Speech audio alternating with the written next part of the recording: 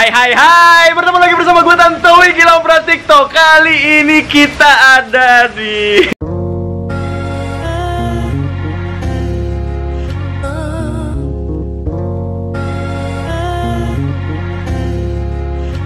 Sekolah Bogoraya. Sekolah Bogoraya. Jadi kebetulan guys, ini di luar itu hujan. Tuh.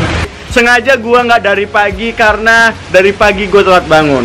Jadi tadi ke pom bensin, habis di pom bensin dijemput dan kita langsung ke Bogor. Dan tadi gue juga nyari Pokemon. Ini apa namanya bang? Ini Sampelong. Apa? Sampelong. Oh Sampelong, Sumatera Barat. Oh Sumatera Barat. Ini susah nggak bang? Minyak Padang ya. Pengen pulang. Pak, boleh pinjam payung nggak? Nganterin ke mobil bentar. Iya. Hujan. Kita kembalikan payung.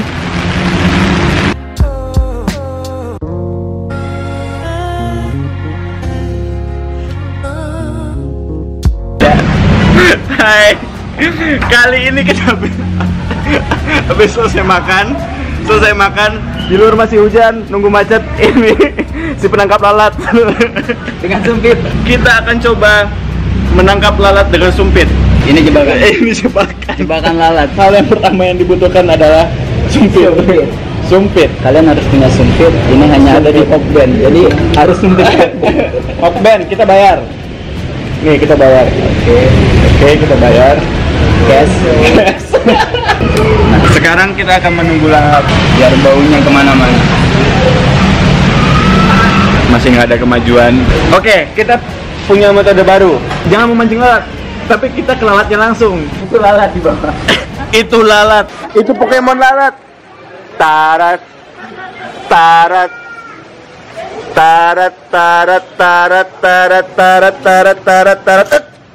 Bang, menurut abang nih ya, dunia permusikan Indonesia sekarang gimana sih?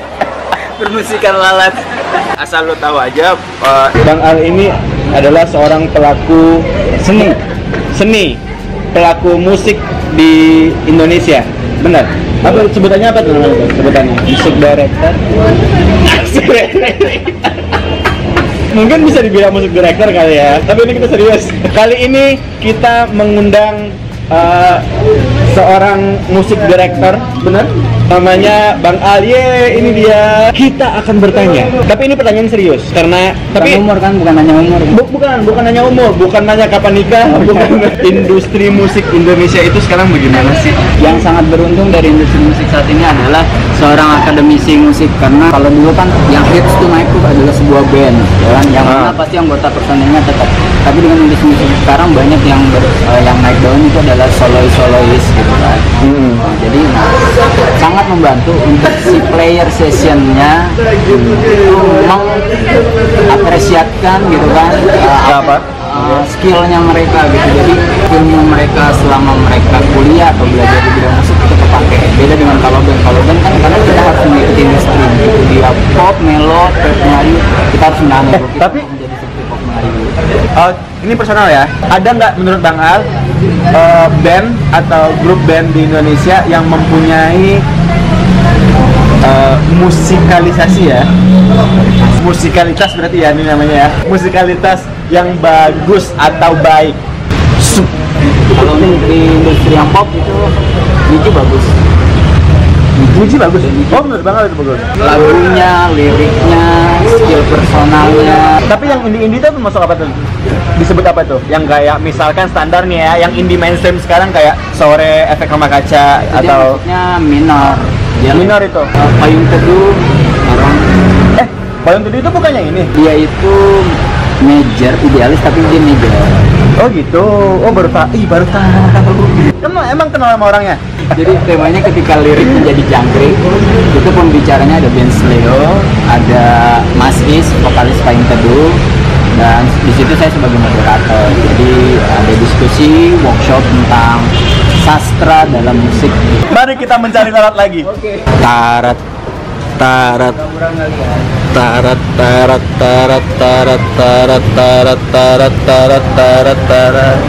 Anjir. Menurut abang personal nih. Ini pertanyaannya nggak serius tapi. Oke. Kelihatan. Kan ada tuh kalau anak muda sekarang, keren-kerenan anak muda sekarang nih, semakin suka dengan musik yang tua, semakin keren. Katanya, lo masih dengerin, misalkan dengerin Peter Pan, lihat gua dong, gua dengerin The Doors, atau gua dengerin Led Zeppelin, atau gua dengerin Janis Joplin, Deep Purple. iya Deep Purple. Oh, lu masih dengerin Deep Purple, gua dong dengerin Vivaldi, atau gua dengerin Beethoven, lebih jadul lagi, lebih keren. Lu masih dengerin Beethoven, gua dong dengerin ini. Dengan wah, ini manusia primitif, nyanyi wah atau apa gitu. Secara nggak sadar itu kita melakukan hal yang seperti itu. Tapi menurut abang sendiri sebagai pelaku industri musik Indonesia bagaimana? Itu sih selera ya.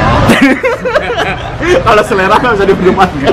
Ini keren-kerenan nih. Itu terjadi dalam hidup gue sebenarnya. Di saat orang udah Tapi sekarang nggak kan? metalcore gitu kan. Tapi zaman gue baru masuk kuliah, di saat anak-anak lagi hits metalcore, gue malah dengerinnya The Beatles. Terus gue dengerinnya Tillman. Oh, Tillman tahu. Jadi intinya be yourself namanya tuh. Asik, iya. Tapi bang, buat anak SMP, buat anak SMA nih yang sukanya JKT48, gimana bang? Bagus banget. Apalagi jika mereka seorang cowok.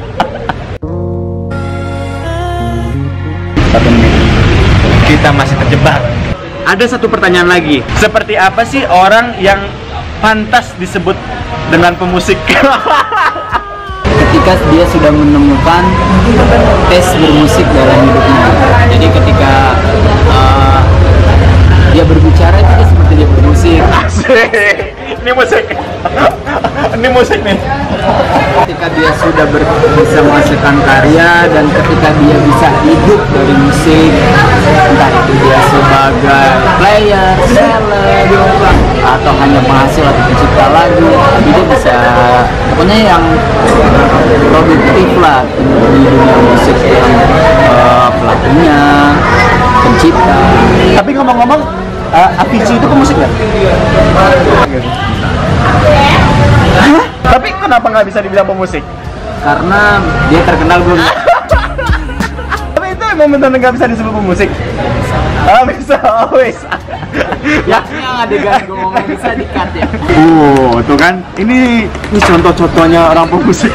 Saya ingin mengutip sebuah pernyataan dari almarhum Slamet Abdul Syukur. Dia salah satu pelaku seni kontemporer, maestro yang sudah almarhum dan satu-satunya dimiliki oleh bangsa Indonesia. Jadi dia menyatakan bahwa ketika Anda ingin bermusik tapi Anda tidak menemukan alat formal, Anda bisa melakukannya dengan mulut Anda. Dengar tuh.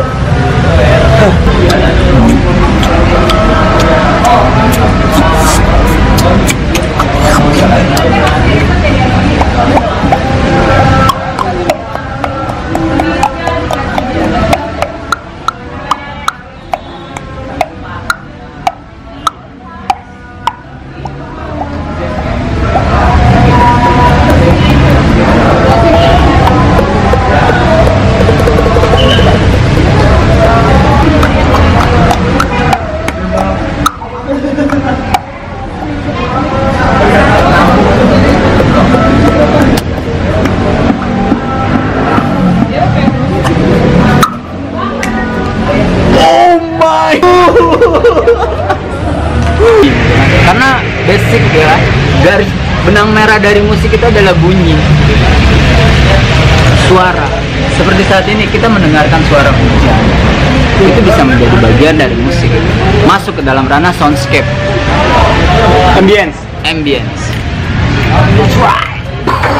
Sebenarnya banyak selama ini yang gak gue ketahui, ya bang ya. Jangan kayak gue ya bang ya, cuma congor doang, au di YouTube nggak jelas. Di luar masih hujan, kita masih nunggu, takutnya nanti kena macet.